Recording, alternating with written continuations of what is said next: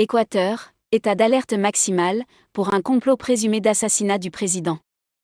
La tension politique monte en Équateur alors que le président vient d'être réélu et que la candidate de gauche l'accuse d'avoir commis la plus grotesque des fraudes électorales.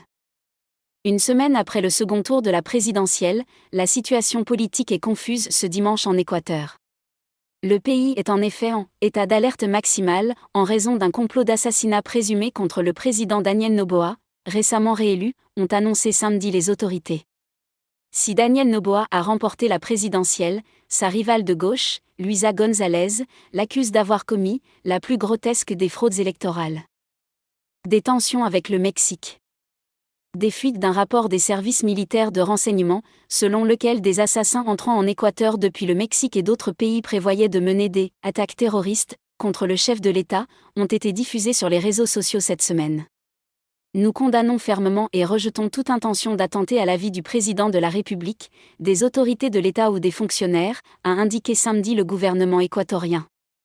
L'Équateur est en état d'alerte maximale, a aussi fait valoir l'exécutif, tout en imputant cette tentative présumée d'assassinat à des organisations criminelles associées à des entités politiques qui ont perdu les élections. De son côté, le ministère des Affaires étrangères mexicain a dit rejeter toute allusion suggérant que le Mexique serait la source de prétendus actes criminels en Équateur. Notre pays est et sera toujours guidé par le principe de non-intervention, a assuré le ministère.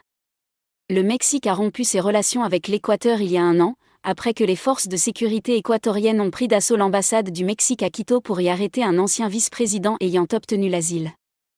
Noboa incarne une ligne dure sur la sécurité. La présidente de gauche mexicaine Claudia Sheinbaum a exprimé son soutien à Luisa González, qui a déclaré qu'elle demanderait un recomptage des voix du second tour, remporté par Daniel Noboa avec 55,6% des suffrages. Le Conseil électoral équatorien et les observateurs internationaux ont exclu toute fraude lors de ce scrutin. Héritier d'un magnate de la banane, Daniel Noboa incarne l'élite politique équatorienne issue du monde de l'entreprise et est tenant d'une ligne dure en matière de sécurité, marquée par l'envoi de militaires dans les rues et les prisons.